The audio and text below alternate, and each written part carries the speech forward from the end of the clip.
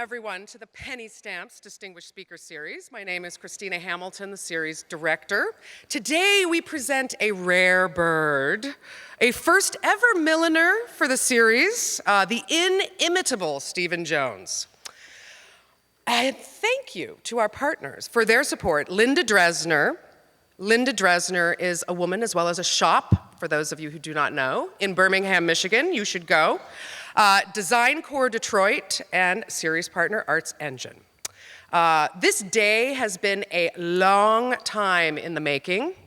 Really, the work towards it started 8 years ago. I was a little shocked when I looked back in the notes and found that to be the true number, but it's true. And this 8 years of work to getting Stephen here speaks to the legacy of the series network, as our guest today comes through those who have graced the stage before. Zandra Rhodes and Andrew Logan are the first that we must thank. And then Andrew's sister, Janet Slee, who took me to dinner in London at some point, and where I met Susan Farmer, who then introduced me to Vicky Sarge, who is also here in the audience with us today from London. For those of you who don't know, Vicky is a designer as well. She's a jewelry designer. She has a shop in Covent Garden, so next time you're there, you must go. So this is proof to all of us: always build and always use your network. Yeah, get working. Couple of announcements. Tomorrow, if you're looking to start your weekend the right way, there is a trunk show with Stephen Jones and Vicky Sarge at Linda Dresner in Birmingham. This will be from 2 p.m. to 6 p.m. tomorrow, so you should make your way there, and then you'll be all dolled up for the weekend. Then you can head downtown in Detroit if you would like to see Wit Artist in Residence. Our Wit Artist last year, Korean artist Joo Young Kim, is opening the work that she created here at the Stamp School last year, Wheon, White Garden with White Noise. This is an immersive installation which illuminates and honors the suffering and enduring spirit of the Korean comfort women who were forced into sex slavery during World War II. It's a beautiful, beautiful, beautiful piece, hand-cast resin, and you should go see it. This opens tomorrow evening at 6 p.m. The opening reception will be from 6 to 8. It is at the Center Galleries at the College for Creative Studies, which is right behind the Detroit Institute of Art, so right downtown. We will be having a regular Q&A today, so if you want to meet Stephen and ask him questions, you can do so. We are not having it in here, however. It will be in the screening room. For those of you new to the building, you can exit these doors here into the lobby, go left, down the long hallway, and you will find yourself in another lobby, and there's another little theater there. So we will convene there directly after the talk here. Today's a little crazy at the theater. You'll notice this when you exit. There's another show that is happening hard on our heels here tonight. So anyone who was here last week who took stationery and has letters that they've worked on and written for Penny, we weren't able to put up the table of the gratitude campaign because of this other show. However, I did manage to put the box for the letters. It's at the house manager's station if you did bring a letter to put in it. And we'll have the whole, big gratitude campaign table up next week. So yes, we're going to have a regular queue now. Oh, please do remember to turn off those cell phones. And now for just a little background on our guest, for those of you unknowing here, Stephen Jones, OBE, is, and for the students in the audience that don't know what that is Order of the British Empire. Stephen Jones is a leading British milliner based in London who's considered one of the world's most radical and important milliners.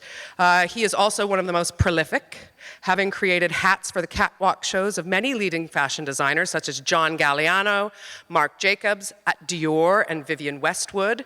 His work is known for its inventiveness and the high level of technical expertise with which he realizes his ideas. Coming of age during London's street fashion boom in the late 1970s, he first made a name for himself as an uncompromising style blazer. Can you imagine? He still is today. At the legendary Blitz nightclub. By 1980, he opened his first millinery salon in the heart of London's Covent Garden. These premises soon became a place of pilgrimage and patronage as everyone from rock stars to royalty, Boy George to Diana, Princess of Wales, identified Jones as the milliner. Nearly 40 years later, Jones continues to attract celebrity clientele.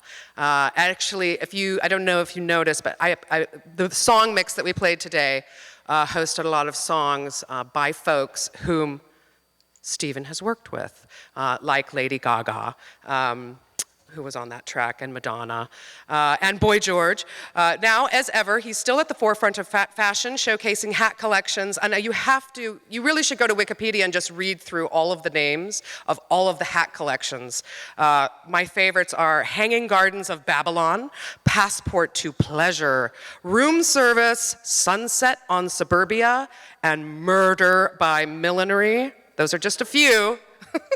Stephen Jones adds the exclamation mark to every fashion statement. So to begin with today, we're going to start with some process so we can all get up to Stephen's speed. We're going to start with a brief video of how to make a hat.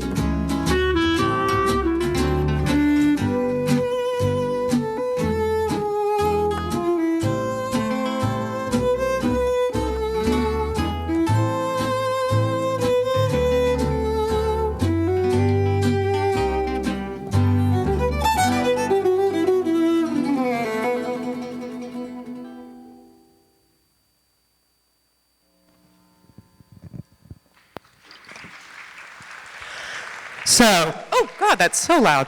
Now that you all know how to make a hat, please welcome Mr. Stephen Jones to the stage.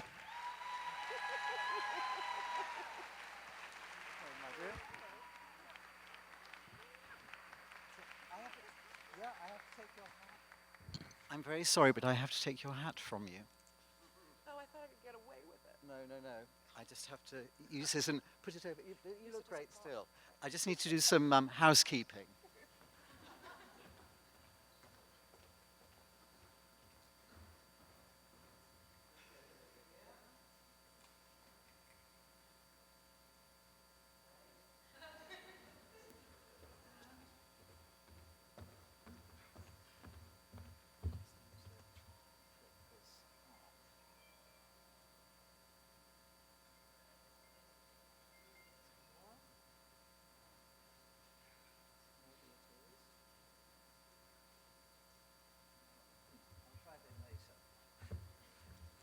Anyway, good afternoon, good evening, everybody. I'm thrilled to be here.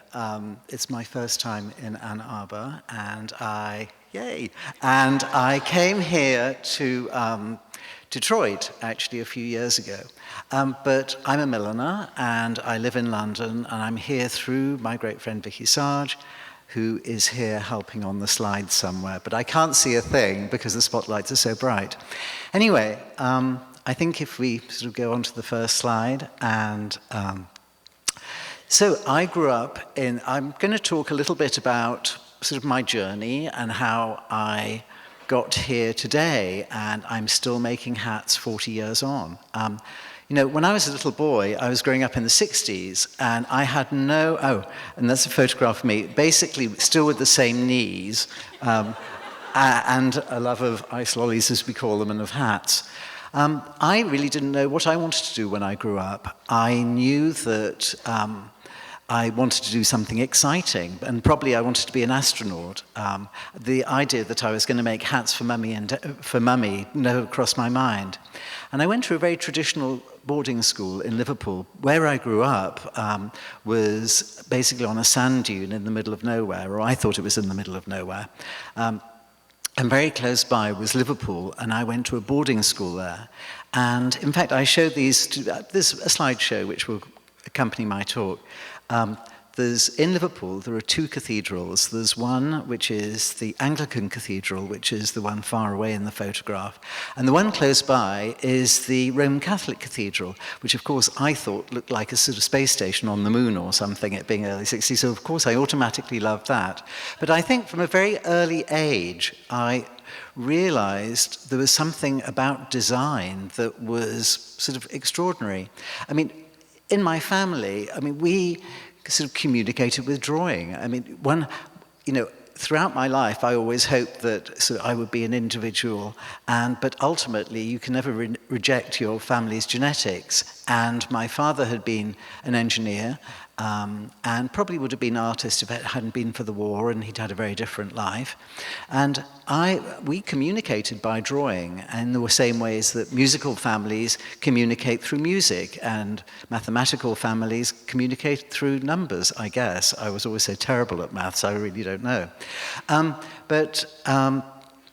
I went to this place called Liverpool College, which was a very traditional boarding school. And this is me in my study when I was, 17 or something, with extraordinarily long 1970s hair. But the only saving thing, Grace, in the picture is there's a photograph of the band Roxy Music, top left. So I was attempting to be cool, even though I was wearing a school uniform. But I really still didn't know what I wanted to do, but I was good at art, and my elder sister had come down to London, and she'd been to a party and had seen, I had this idea that she was going out with Mick Jagger from the Rolling Stones. I think she probably saw him from about 200 yards away, crossing the street or something like that, but I thought they were going to elope somewhere. So I thought that obviously I needed to follow her. So I decided that I wanted to go to college in central London. And I realized that I thought that Piccadilly Circus was the center of London, and the college which was most closest to Piccadilly Circus was St Martin's School of Art, now Central St Martin's, which is a very famous art college. I applied there and to my complete amazement got in, and I got into the fashion course. There were only 4 courses in those days, and there was fine art, there was painting or sculpture, or there was graphics or fashion, and fashion for me sort of seemed to be the thing. But when I arrived, this was in 1976, and this is the era of punk, and that was a picture of me just beforehand as a punk on the extreme left there. And our group was called Pink Parts. That's why you were listening to some punk music on the way in tonight when you were walking in. But it was extraordinary. On my first day at college, I walked into this room. I mean, I was really from the back end of nowhere. I didn't know anybody. I'd never really been to London before. And it was this sort of slightly biblical division in the room, and I had to make a biblical turning, because on the left-hand side, there was all these very chic, elegant girls, all wearing beige cashmere, and of course smoking cigarettes very elegantly. Of course, this was the 70s, and the idea now that you could smoke in college is sort of ludicrous, but in those days everybody did. And it was an essential part of being a fashion student and being a total poser. And of course, I studied it very hard. I'm pleased to say I don't smoke anymore, but I used to. Anyway, they were on the left-hand side of the room, and most people were there. And on the right-hand side of the room, there were a few sort of miserable-looking punks who I thought, I mean, punk was slightly in the air, but I just thought, well, am I going to go left or am I going to go right? Am I going to be wearing beige cashmere or am I going to be wearing cheap vinyl? And I went towards the cheap vinyl side and thankfully never looked back. But of course, I'd arrived at college. I'd never done fashion or anything, and all these girls who, and there was only one other boy in the same year as me, and they could all make clothes fabulously. They'd all done sewing at school, and at my school, we'd learn to play rugby, and this ridiculous idea of sort of working in the Empire or something. It was this ridiculous anachronistic place. So my tailoring tutor said to me, Stephen, you really need to get some extra help, because if you don't, you're going to fail the first year. And he had his own company as well. In fact, he had this very sort of grand couture house, and he came to teach us just because he believed in this sort of philanthropic activity. And I went as a tailor's apprentice. I was an intern. And in those days, I didn't know of anybody else from the fashion course who was an intern. I think that expression really hadn't been invented. So I arrived, and I was making coffee and picking up the pins and having an interesting time and observing what was going on. And, so often people say to me, oh, I hear about interns saying, oh, I was only doing the photocopying, or oh, it was a bit like The Devil Wears Prada, oh, I was only getting coffee. But in fact, if you keep your eyes open, if any of you whose students are here, and I guess there's a lot of students here, when you are interns, it doesn't matter what you do, it's what you observe, which is the most fascinating thing. And I observed the machinations of an haute couture house, the politics of even 2 people working together, let alone 3 people. And even though my the head of the tailoring workroom, Homer, was a fantastic tailor. When he was getting to an interesting part, I could sew on labels and sometimes put in linings, but when he was doing something like putting a sleeve in, he used to turn his back on me. And I thought that was ridiculous in my arrogance as an 18-year-old. Of course, what I didn't realize is that he actually kept his trade, and through, leaving Greece in the late 40s and coming to Britain, his trade actually had followed him and kept him and his family going. So, but I didn't really understand that then, and I realized, there was too many politics, but next to the tailoring workroom was a millinery workroom, and I mean, I wasn't really I liked hats, but what was so fascinating was the people who were actually working in there. You know, they were all ladies of a certain age, or I thought they were a certain age. I mean, they must have been at least 35, and, I mean, terrible. I mean, so embarrassing. But, you know, the fascism of an 18-year-old knows no bounds. And but they were great. They seemed to work hard, and they played hard, and they had a fantastic attitude to their work. And also I noticed there was a swing door on the workroom that they had a big pot of glue on the table. And I thought, oh, thank heavens for that. Hats are actually glued together, they're not sewn together. Little did I know there's much more handwork in a hat than almost in a dress. So I asked for a transfer from one department to another. And Shirley Hex, the head of the workroom, said to me, well, have you ever made a hat? And I said, well, no, I haven't. She said, well, how can I possibly take you on if you haven't made a hat? This was Friday afternoon.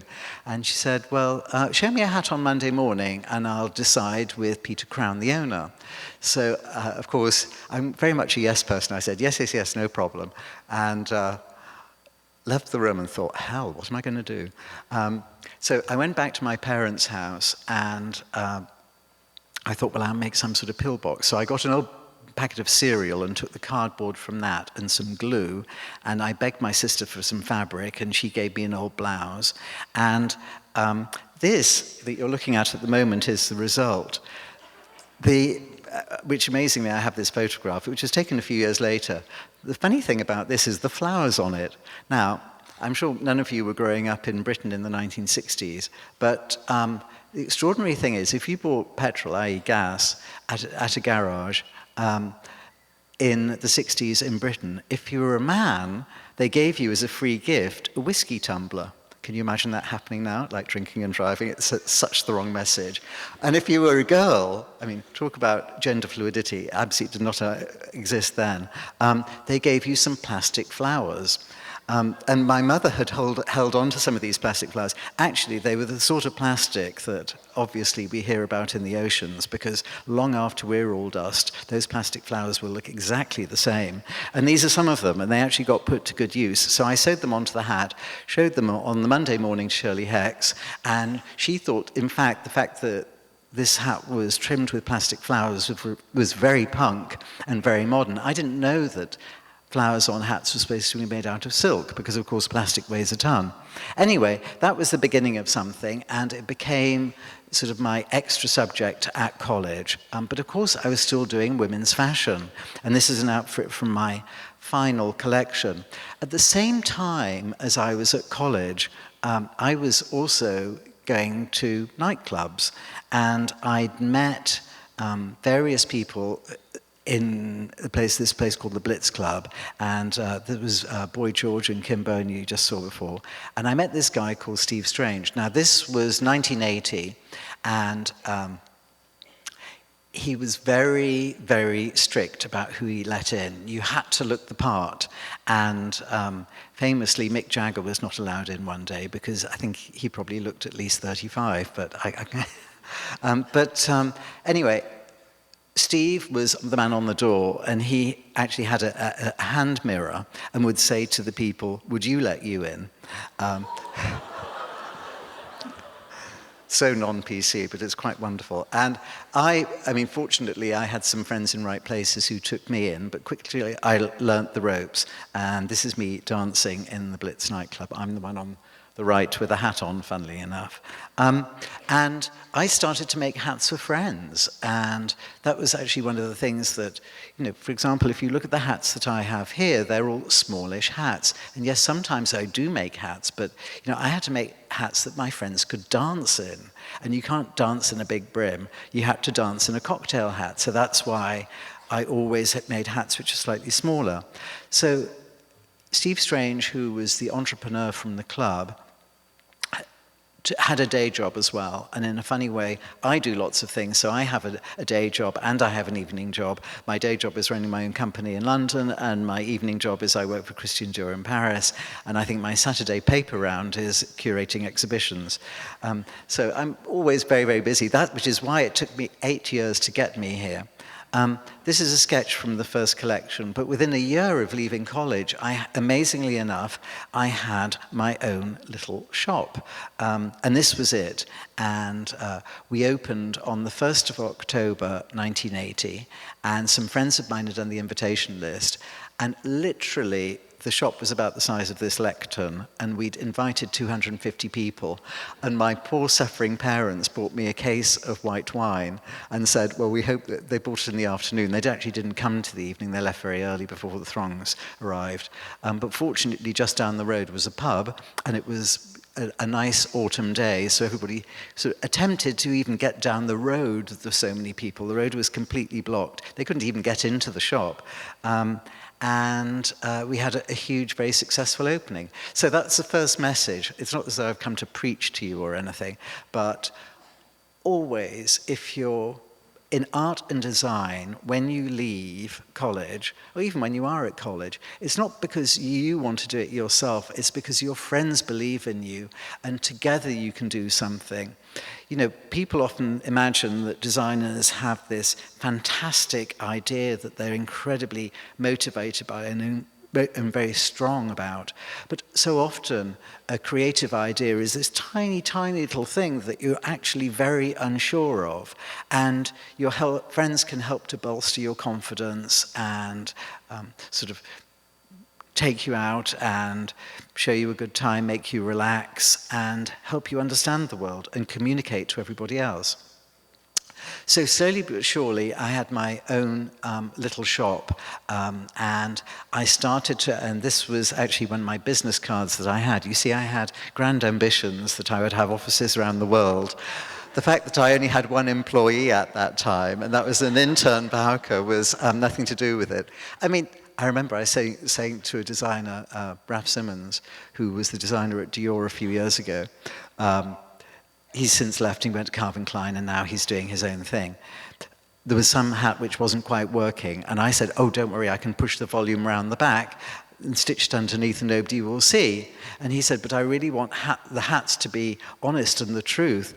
And I said, oh, but hats are all about the fabulous lie. It's all fake. And that's what I love about it. So anyway, this is a photograph of me, and I was starting to get publicity in Vogue and meeting various people, because also it's true that if you stay at home, you're never going to make it. You have to go out and network as much as possible. And of course, the great thing is now, for me, networking was networking within London. With the internet now, you can network throughout the world.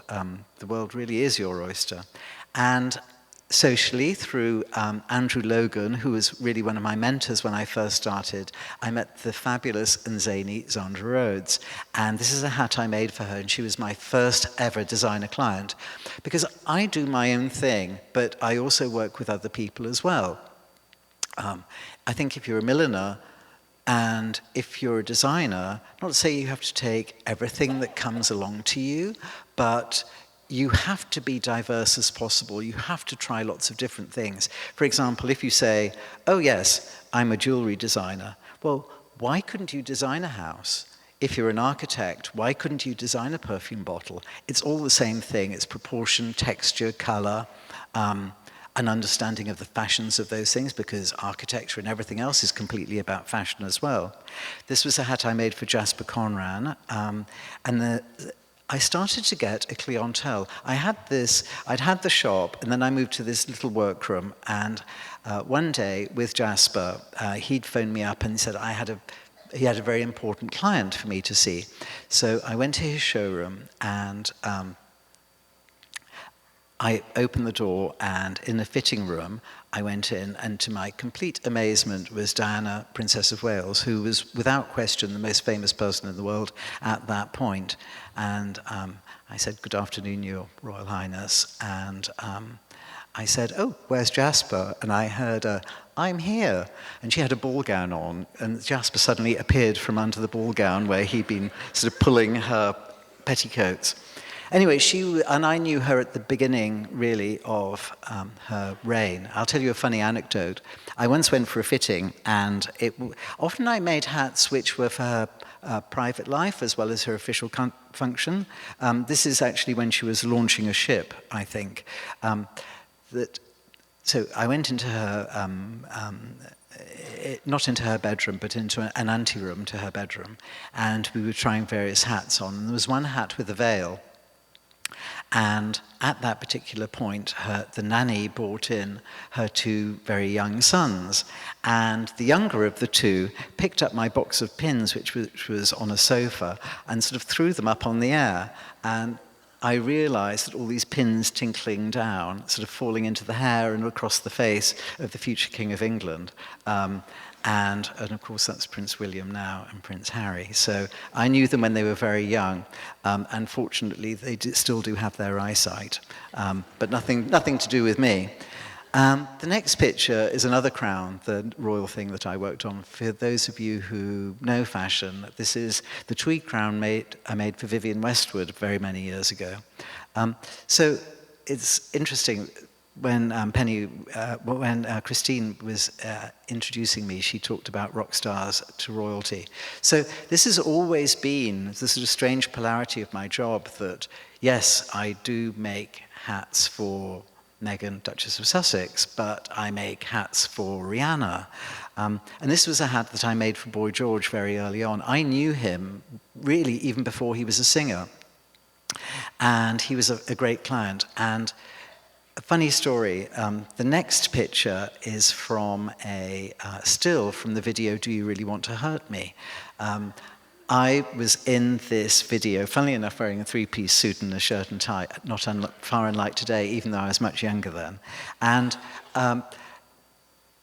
George they'd released very many singles from the first album, but in fact none of them had charted, and everybody, apart from George, did not like this single and thought it was very sort of soppy and weak, but in fact it went to #1 in about 40 countries around the world. But Jean-Paul Gaultier, the designer in Paris, saw me in this video and in fact based his first men's collection on me. And this is a hat that I did from the men's and the women's collection, which was a mask which was loosely based on a fez. And we started to work together, and this is my entree into Paris. Now, I'll tell you just a very brief story how things can happen. It's just like keep your eyes open. People always say to me, you're very ambitious. In a way, no, I'm not. I just take what life throws at me and try and make a hat out of it. Actually, I've never said that before, but I need to. Vicky, could you write that down, please? Because otherwise I'll forget it. So I went to see Jean-Paul. He'd asked me to model in his men's show, and I'd actually fallen off my brother-in-law's motorbike and sort of twisted my ankle badly. And I couldn't be in the show. But a few months later, I went to Paris with my assistant, Sibylle. And this was even pre-video, it was so long ago. I mean, literally Flintstones era. And they had a projectionist, and they showed me the film of the men's show, and he said to me, well, would you be interested in working with me? Would you be interested in doing some hats for the women's show? And I sort of said, yes. And he said, well, I'm going out for lunch now. I'll be back in about an hour and a half. If you can prepare some designs, I'll have a look at them when I come back. And I used to agonize for a week over one design. But I went out and went to a stationer's and bought a little pad of paper and just sketched and sketched and sketched. And for all of you I know who are designers, there is that fear of the piece of white paper or the new file that you're creating within Excel or within Photoshop or whatever you're doing. And it's that white thing, and you have to get over yourself to do it. And that's why, even for me now, when I have to design a new collection, my house is completely immaculate. Everything is so organized, because I will use everything to avoid starting on the new collection. And I'm 62 years old now, and it still doesn't change. And I think if you asked any I don't know if any designers in history were the same. I don't know, if Michelangelo, when he was painting the roof of the Sistine Chapel, whether he prevaricated in the way that I do now. But I think somehow we always try and put it off. Anyway, the great thing about that is I had an hour and a half, and I just had to damn well get on with it. And I did sketch after sketch after sketch, and they became sort of part of fashion history. This is me, the season afterwards. Slides are still flicking around. This is me the season afterwards. Always backstage, I have a big tray, which I move the hats around in. And unbeknown to me, Jean-Paul had sort of something planned. So he gave me one of the trays and he said, I want you to go out on the runway. I said, what do you mean? And he said, go out there now. And he sort of pushed me through the curtains, and suddenly I was on a fashion show runway. I mean, I had no idea what was happening. And, you know, I hadn't been to bed for 3 days, and I thought my fly run was undone, and, you know, it was all a mess. Anyway, he'd taken all the girls told all the girls to take their hats off and put them in the big tray in front of them. And so that's how it was sort of my entree to Paris. So what I was saying, it's not what you do, it's how other people can help you as well. It's just being part of a team. And this was an extraordinary time in Paris, and this is Keith Haring and Patrick Cox and Boy George and myself. I look rather sheepish. That's before we tried to escape without paying the bill. But I started to work with other people as well. This was Iman wearing a hat I made for Thierry Mugler, the designer. This is a huge show, and she really showed me sort of how to do it. And I started to work with Claude Montana. These are designers who were very big in the late 70s and worked throughout the 80s. And I worked with all sorts of different people, but I was loving Paris. For me, I wanted the world to be sort of a united place. I was a firm believer in the European Union in this time of Brexit, this crazy thing that we're going through.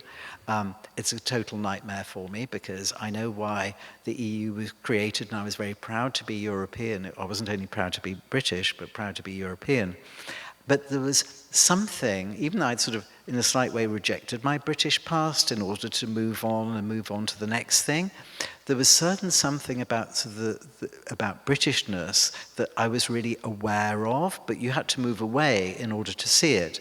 And I met up with John Galliano. I'd met him years and years before. He'd asked me to do hats for his final college show, and in the John Galliano book, it says that he asked me this on the dance floor of the Blitz, and apparently I said, "Not on your life, darling." But I have no memory of this whatsoever. I think I was slightly under the influence of cheap alcohol. So anyway, I started to work with John, and we made some extraordinary hats together. This is a Thunderbird made from popsicle sticks, and of course this was in the many years before we were aware of cultural appropriation and the issues surrounding that. But this was a hat which was inspired by Picasso, made out of stitched straw. We made all sorts of different fantasies, and sometimes hats were big and sometimes hats were small. This was a hat, this big spiral, made from ostrich spines. They're actually the spines of the feathers, so if you trim the fluffy bits off either side of the feather, you're sort of left with this tapering stick, which is incredibly light, and this beautiful photograph taken by Michael Roberts is one of those.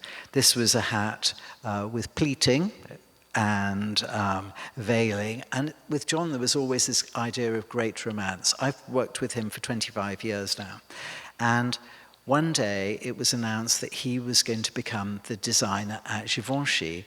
Givenchy, the very grand haute couture house, and you know, we walked in there and it was extraordinary. From being sort of a minor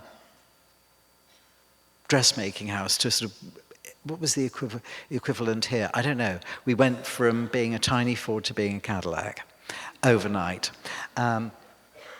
And this was a hat that I made for him from the first collection. But we'd only been there a year, and it was announced, because we always looked over our shoulder and we saw the house of Dior, and Dior and Chanel are the biggest haute couture houses in the world, and Dior and Givenchy are part of the same group, LVMH. And we always looked over our shoulder. They had much more money, much more resources, bigger workrooms, etc. And Gianfranco Ferre, the designer there, was sort of let go from his contract. That's the polite way of saying it. And Women's Wear Daily phoned me up and they said, well, who do you think should be the next designer there? And I said, oh, Jean-Paul Gaultier. And I hadn't heard anything about this at all. And then later on in the day, it was announced that John Galliano was going to be taken over at Dior, was going to take over at Dior. And this was a hat from the first collection. I remember my first day at Dior. It was extraordinary. I mean, as I said at the very beginning, I come from a tiny little town. Basically, my great-grandfather built houses on this sand dune sticking out of the coast of England in a very, very cold, freezing, wet place. And suddenly, I was walking into Dior, walking up the grey carpet in this marble hall with beautiful chandeliers. And on the walls, there were photographs of Marlene Dietrich and Ava Gardner, all the great stars of yesteryear. And I was there. It was really like being in the vortex of the fashion world. And for all of you doing different areas of design, there's always an absolute vortex of a particular world, whether it's, you know, architecture or ceramics or car design or whatever. And this is another hat from the first collection. And that was in 1996. And I am still working at Dior after many years, and I do the women's collections, the men's collections, and the babies' collections. And it's extraordinary to think that this darling little child is going to have a handmade hat, but some do. Of course, when you're making hats for the runway, you're not making hats to dance in a nightclub, or hats like from my own collection, and all of these are hats from my own collection, which are about being the right scale for having over a lunch table or a dinner table or a cocktail party. These are to be seen in a fashion show. So, I mean, literally something the size of this theatre. So that's why sometimes we do hats which are huge, like this particular one. But sometimes we do some hats which are very small and powerful. Now, I've worked with different designers at Dior for very many years. I worked with John, and then Ralph Simmons, and now work with Maria Grazia. And this is a mask in pleated tulle that I made for a fashion show in Shanghai about a year ago. I travel all over the world. That's why it took 8 years to get me. Well, if you're a milliner, you have to go to them. If you're a dress designer, everybody comes to you. So I literally am at Heathrow Airport in London every week, or taking the train to Paris every week. But what is great is the variety. So I do my own thing in London, and then I go to Paris and I work with Dior. And I go to New York and work with other designers too. This is another hat for Maria Grazia, and this is the winter publicity campaign featuring hats. And the next picture is a hat that we showed, actually, exactly a week ago. This was a patchwork straw hat that we showed in Paris a week ago. So I said that I worked with Dior Man, and this is from the current campaign. And the next hat is made with a collaboration with the New York artist Daniel Arsham.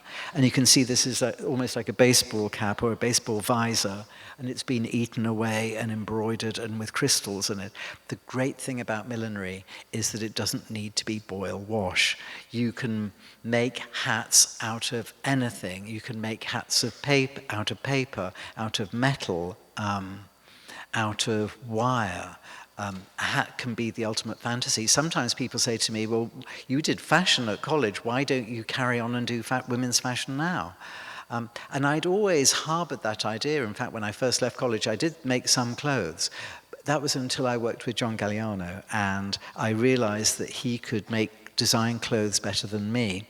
And I think if you're a designer, you have to believe, maybe stupidly, but you have to get yourself into the mental headspace that you are going to be the best in the world. Because if you can't imagine that you're the best in the world, it's so tough to do what we do. And if it's at 4 o'clock in the morning and you're unpicking that seam because you don't like it anymore, or you're redoing that drawing because you don't like it anymore, you have to absolutely love it, almost more than life itself. In order to do it, you have to be completely passionate about it. And that's why you need your friends to say, come on, let's go out for a drink, it's only a hat. I can't tell you that balance is very difficult to get. So I worked not only with Dior, but this is me with Comme des Garçons in 1985, I think it says on her. 1985, yes. And this is also from the 80s. And working with Rei Kawakubo, the way that I met her, it was, I wonder how we're doing for time. I think we're doing okay. Yeah.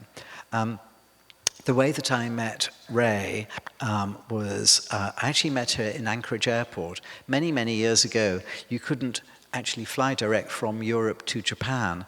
And we met in the duty-free in Anchorage Airport, and she came up to me and said, "Stephen Jones, I like your hats." And I thought she was sort of a possible client or a fan or something. I didn't really realize. And I said, "Oh, thank you very much," and walked away. And she came over to me twice after that saying, "Stephen Jones, I really like your hats." I didn't realize, of course, she didn't really speak English, and she'd been really sort of practicing this statement. But anyway, she forgave me my complete British arrogance of the English language. And we worked together ever since. And we do all sorts of different things. We work on men's shows, women's shows. These are some hats. This was an illuminated hat. And also I make a fragrance, and she makes my fragrance for me. And there's a place called Dover Street Market, and there's Dover Street Markets around the world. And I sell hats in her shop. But also I've worked with different people. I worked with, this is a hat made from peacock. Extraordinarily enough. And this was for Louis Vuitton with Marc Jacobs, the American designer. And this is a fantastic hat coming up for Walter van Beirendonck. So this is made from wood. So within my workrooms, I have extraordinary experts. I don't make everything myself. I make some hats myself, but it's really a great team. And I have a whole series of different collaborators who can work in fabric, of course, in metal, in wood, in textiles, in plastics. Sometimes people say to me, "Do you love using new materials?" Well, yes, I do. And for example, this hat is made from cast resin. But if you want the most perfect black, there is nothing more beautiful than black velvet. If you want the most perfect white, there's nothing better than white cotton. But of course, new materials can sometimes look very spectacular. This is a ghost, for those of you who don't know, from Pac-Man. I was very happy to see some graffiti outside the back of the theatre, which was Pac-Man's going along, trying to eat ghosts. And I work with Giles Deacon in London, and I still make many celebrity hats too. This is the bridal veil I made for Pippa Middleton last year for her wedding. And a fashion show. This is a fashion show on the Queen Mary that I did earlier in the year. Sailing from New York to Southampton. That was a very little brief clip there. But hats can be so many different things. These are some of the crazy hats made. These were hats made with balloons in the previous one, this one, and I love this. I'd been planning this hat for maybe 20 years. The thing is that when you're a milliner, you're always working against gravity. So I thought, well, if we could make this giant volume but made from helium balloons. So these were helium balloons put into like a net bag. But you try to do something and you think it's going to be simple. This was such a performance to make this, I can't tell you. So you put the helium balloons in, and then they all sort of go strange and make the strange shape. So we actually had to fill them with helium when they were inside the tulle bag. So with everything that you do, there's also always a process. This next photograph of this hat, also from Matty Boven, who's a young English designer. This was made from quilted plastic, funnily enough, for Coach. And this next hat, these are masks made from Fresnel lenses, which are plastic and make the girls look wonderfully weird. We don't always want to make people look pretty. Sometimes we want to make them look interesting as well, but that's me channeling my inner goth. I work with Tom Brown, and this is one of his suits, and I work with him in New York. He's New York men's designer, and this is a bunny boy as opposed to a bunny girl, and made all sorts of different hats for him. And when I'm starting to work with a designer, you have to come up with a new idea, a new methodology. And I thought, well, we should make hats which look like the clothes that they are wearing. But believe me, these hats took almost as long to make as the suits that they're wearing. And any of you who've made clothes for dolls will know how difficult it is to suddenly miniaturize everything and to try and get a perfect finish. And this was another one which was the same silhouette as the dress that she was wearing, a full skirt. This made in straw. The next hat is one I got into huge trouble for because it was a molten ice cream. But, the papers went nuts over this, of course. But it was quite beautifully made. And actually, the ice cream cone is made from straw, and that's all embroidered satin. This is another one for Tom Brown. This was for the men's show. These are two guys wearing this, and they were extras. So, sometimes we make things for real life, but sometimes we make things for fantasy as well. And this was last week. These were hats as popsicle sticks. These are little boaters on candy canes. And also in New York, the week before last, I worked on the Fenty, the Rihanna's show. And I worked on this with Vicky Sarge. She did the jewelry for this. And the wonderful thing, it was all races, all sizes, all shapes. And it was really, really diverse and inclusive. And it was nothing about tokenism. She really went all the way, and it was also, in a way, the future of fashion. There were no photographs of it, and these were all sent, the images were sent out to Amazon Prime customers in 80 countries. I've worked with Marc Jacobs for many, many years now, and this is a series of hats that I've made for him. He's always one of the big stars of New York Fashion Week. And this was a year ago, and the next slide is of the week before last. So these hats are hot off the catwalk. And the next one, which is this wonderful froggy little hairdo. And Adut, who's the model in this, absolutely adored it. But of course, these are big fashion shows, but I also work with private clients from my little shop in London and make hats to suit them. And of course, because I started to work with Boy George, I have a real celebrity clientele as well. So there was Pink, and then there's Madonna. This is a hat I made for her a long time ago, and this is Lady Gaga she was naked in this, and Katy Perry. Of course, when you have a hat that big, you don't really need to wear clothes as well. But often when I'm making a hat for a famous person, it's really no different to making a hat for sort of a normal person. The great thing about hats is they're so completely transformative. Every women's magazine or website says to people, be who you really are. Try and do some things which reflect the real you.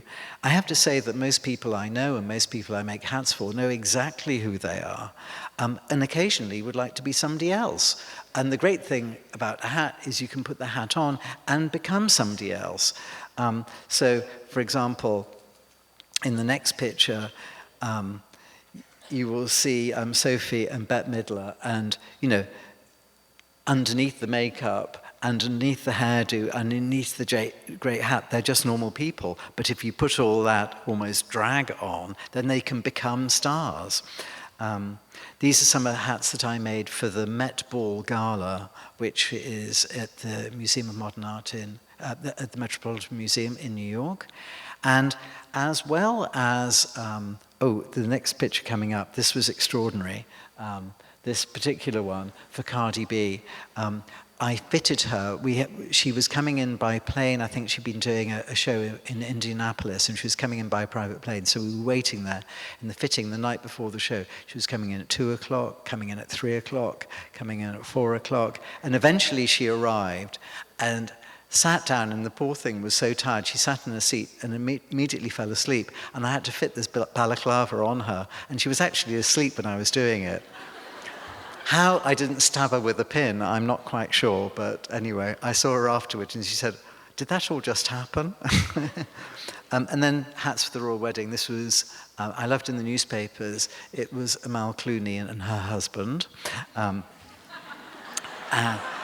And that's how they call it, but she's gorgeous and, wonderful, and an international lawyer, and he's charming as well. And I have to say, one of the most extraordinary moments of my life when I was, the night before the wedding, I had to go down and make a few alterations, and I was sitting down, and he came in, and he said, "Are you hungry?"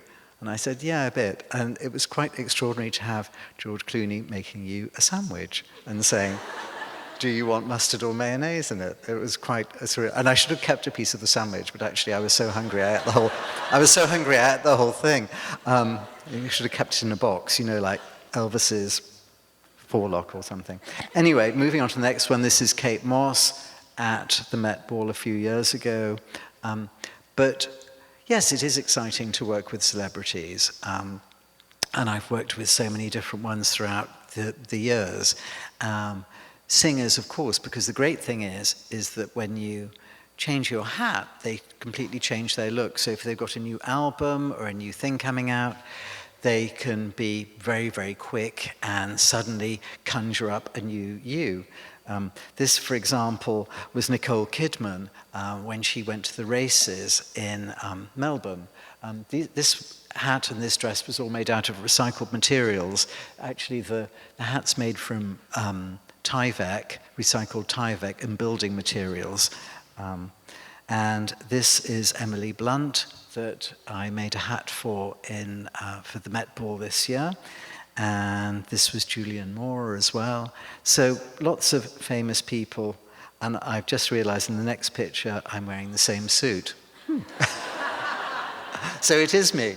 And then here's Rihanna again, looking gorgeous on the cover of Harper's, and Elle Fanning in Cannes, wearing a Dior hat in straw, and Lil Nas,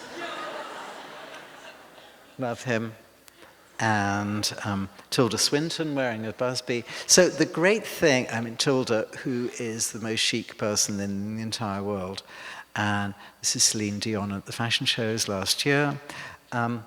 And Billy Porter last week, I think it was last week, at the Emmys, and very proud. And we made him this hat, and he never actually had a fitting, and I was just praying that it would fit and it would work. Because, when you're a designer, you always hope you know, but you never really know. And sometimes when I take a hat out of my boxes, I don't know if the person's going to like it. I have no idea whatsoever. And this was Liv Tyler, and to end up on sort of celebrity hats, this is, of course, Meghan, the Duchess of Sussex.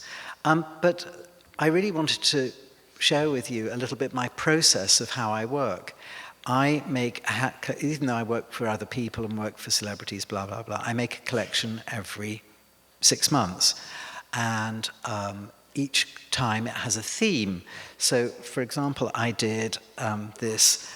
I visited Berlin and I went to the Bauhaus Museum, and I thought, well, I'll do a collection about the Bauhaus. And in fact, there's some hats here. These 2 hats on the far side are from that collection. But I realized that, in fact, I'd been to art school too. And this is wonderful pictures of famous architects wearing hats, because, architecture and hats are very, very closely related. Basically, a hat is architecture that you put on your head, and vice versa. And this is the Bauhaus when they had a hat project in the 1930s. And I decided to make, this is Tragic Ballet, and I decided to make a hat collection based on my experiences of art school. So, here we had interview, registration, first project, critique, the Union Bar, theory, presentation, party, friends. My favorite one is tutorial, because that's when your head sort of explodes, you see. All-nighter, fashion show, and then freedom at the end of it. And of course, all of you think, well, you're at college, and then you jump into the great abyss of what on earth am I going to do when I leave college? Because it's very great to be within these hallowed walls, and then you have to go and do your own thing. But these are some of the hats coming on to the next picture that are actually here. This is the one that I didn't turn on previously. I will do in a minute. This was interview. This was concept, which was this far one. This is all made out of steel wire. This was a Bauhaus toy that was made called Little Mascot, and that was the hat on the far side, and that became construction. And this is tutorial when your head explodes, when your tutors say that they hate your work. This is all-nighter, this is how you feel.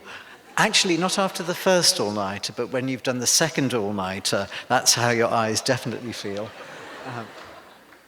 And that was what you'll show, because whatever it is, it has to be fabulous. You know, what we do is about doing this, creating this thing, but it's also about selling it and performance. And then, of course, you have freedom at the end. I also did a collection. I came to Detroit a few years ago, and this was you can see it, I amended the photograph, and it's called Hatsville, USA. Sorry, if we go back one, you can see Hatsville, USA. And I'm doing I'm certainly not the Temptation, actually. But growing up, I always loved Motown, and funny enough, these hats here inspired my trip to Detroit. This hat, the one just on the far side with the pink bow on it, is called Miss Ross. It's the photograph of it. Oops, sorry. And amazingly enough, I did some research, and she was in fact a milliner. She did millinery classes when she was about 16 and 17, and that actually paid for a rehearsal room for her in the Supremes.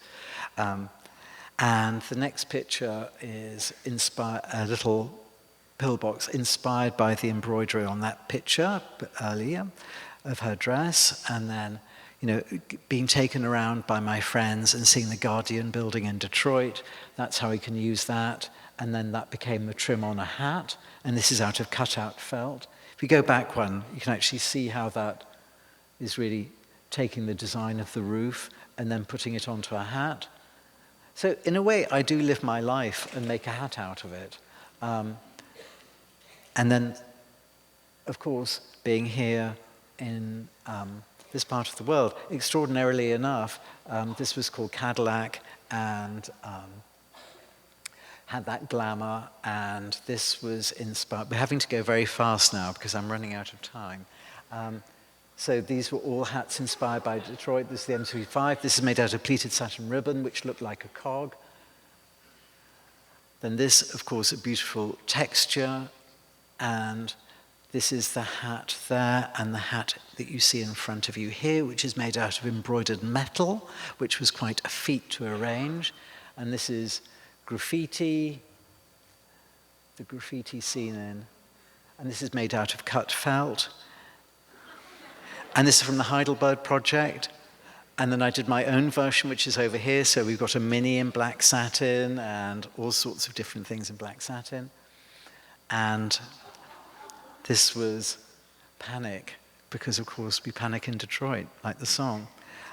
But this is also how I work with designer collections. Not only my own collection, there's also a process. And this one is one that I did with Dior. And this was a collection from a few years ago inspired by the illustrator René Gruor. And he was a great friend of Monsieur Dior's. There's a little bit of text from him. They were really, really best friends. This is one of Gruor's drawings, I think from 1954. And so this was my interpretation of the hat that the lady was wearing in the previous slide. And this is a fitting photograph. And then this was my drawing with early fabric swatches on it. And then later fabric swatches when developing the idea. And this was the actual hat on the runway. And as well as all of this, I said my paper round. I don't think people have, shows you how old I am, because I don't think people have paper rounds nowadays. They just log on to the internet.